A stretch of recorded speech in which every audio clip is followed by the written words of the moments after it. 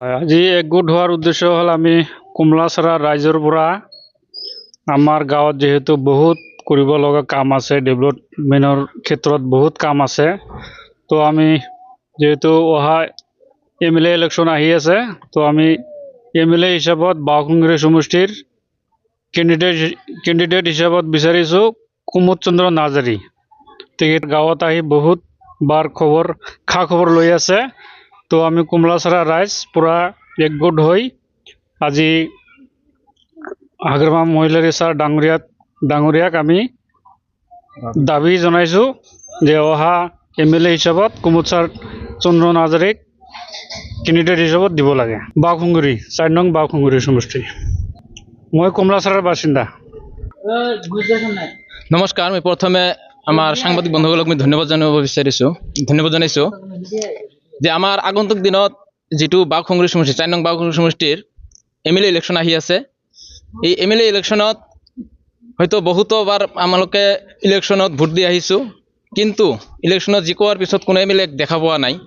তে এইবাৰো আগন্তুক 2026 চনৰ MLA ইলেকশ্যন আমাৰ আহি আছে আগন্তুক দিনত।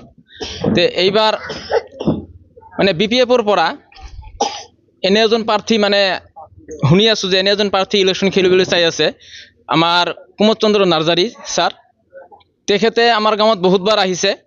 তে এইটোৱে আমাৰ কমলাছড়া গাঁৱৰ ৰাইজৰ মানে ডিমাণ্ড যে আগন্তুক দিনত যদি BPFৰ পৰা কেণ্ডিডেট দিয়ে, তেনেহ'লে আমাৰ 4 নং বাওঁকুংগুৰি সমষ্টিত কুমুদ চন্দ্ৰ নাৰ্জাৰীক এইবাৰ আমাৰ কমলাছড়া ৰাইজে কেণ্ডিডেট দিব বিচাৰিছোঁ। এইটোৱে আমাৰ হাগ্ৰামা ছাৰক মানে অনুৰোধ জনাইছোঁ। কমলাছড়া গাঁৱৰ পৰা হওঁ, নামটো আব্দুল সালাম মণ্ডল। চন্দ্ৰ নাৰ্জাৰীক আমাক BPFৰ পাৰ্টিৰ পৰা তাক টিকেট দিব লাগে, আমাৰ ৰাইজে দাবী কৰোঁ। আমালোকৰ কমলাছড়া ৰাইজ আমাৰ প্ৰমোদ চন্দ্ৰ নাৰ্জাৰীক আমাৰ MLA হিচাপত তাক আমাৰ ৰাইজে দাবী কৰিছে। এইটো আমাক লাগে।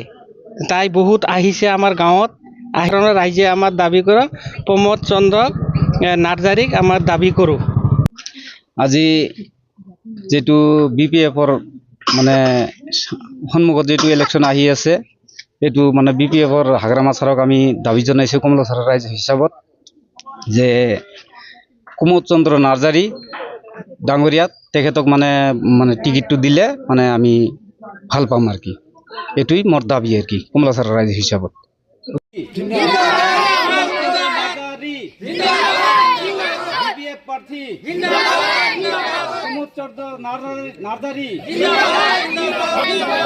হাগ্রামা মহিলারী BPF প্রার্থী কুমুদ চন্দ্র নার্জারী